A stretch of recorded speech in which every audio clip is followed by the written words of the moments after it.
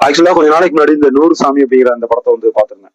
அந்த படம் வந்து ரொம்ப நல்லா இருந்துச்சு. இன்னும் சொல்ல போனா ஆஹ் சமூக அரசியல் பேசின ஒரு படம்.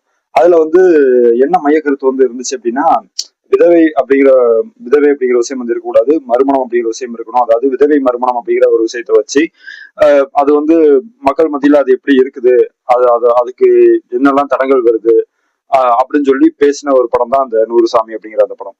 அதை கவனிச்ச போது, அந்த படத்தை வந்து பார்த்த போது எனக்கு ஒரு விஷயம் வந்து ஞாபகம் வந்துச்சு, நான் படிச்சதுல.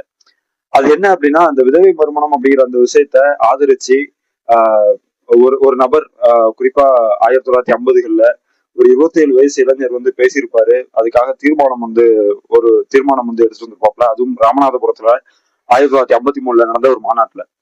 அது யாரு அப்படின்னா, அவர் பேர் தான் வந்து இமானுவேல் சேரன். அதாவது தன்னுடைய 27வது வயதுல மக்கள் வந்து இந்த மாதிரி வெள்ளாடை உடுத்திக்கிட்டு, அதுவும் குறிப்பா பெண்கள் வந்து இப்படிலாம் வெள்ளாடை உடுத்திக்கிட்டு, பொட்டை இழந்து, பூவை இழந்து, சந்தோஷத்தை வந்து இழந்து, கணவன் வந்து இல்லாததால விதவை அப்படிங்கிற ஒரு அடைமொழியை வந்து வச்சுக்கிட்டு, இப்படி மக்கள் மத்தியில ஒரு நடப்பணமா வாழ்ந்துட்டு இருக்காங்க அப்படின்னு சொல்லி அண்ணல் அம்பேத்கர் அவர்கள் வந்து இது தப்பு, இது வந்து பெண்களுக்கு வந்து மறுமணம் அப்படிங்கிறது வேணும் அப்படின்னு சொல்லி இந்து கோட் பில்ல வந்து கொண்டு வரும்போது அதுக்கு ரொம்ப தீவிரமா ஆதரவு கொடுத்து இந்து கோட் பில் அப்படிங்கிறது வந்து வரணும், அது வந்து ரொம்ப நல்ல விஷயம், அதனால உங்களுடைய வாழ்க்கை மாறும், உங்களுடைய தரம் மாறும், நீங்க எல்லாம் மாறுவீங்க, நீங்க எல்லாம் நல்லா இருப்பீங்க, பெரிய ஆளா வருவீங்க அப்படின்னு சொல்லி அந்த விதவை மறுமணம் அப்படிங்கிற விஷயத்தை ஆதரிச்சு சண்டையிட்டவர் தான் மாவீரன் இமானுவேல் சேரன் அவர்கள். அவர் வந்து 1953ல நடந்த ஒரு மாநாட்டுல விதவை மறுமணம் அப்படிங்கிறது வந்து தேவை, அதே நேரம் வந்து அது வந்து ரொம்ப நல்ல விஷயம், அதனால நிறைய பெண்கள் வந்து சந்தோஷமா இருப்பாங்க அப்படிங்கிற ஒரு விஷயத்த வந்து ஆதரிச்சு அவர் வந்து அதுக்கு தீர்மானத்தையும் வந்து கொண்டு வந்திருப்பாப்ல.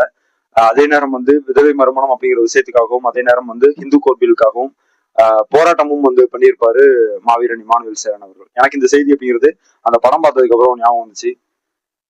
நீங்களும் அந்த படம் பாருங்க. அதாவது இமானுவேல் சேரனுடைய வாழ்க்கை வரலாறு படிக்கவும் செய்யுங்க. நன்றி.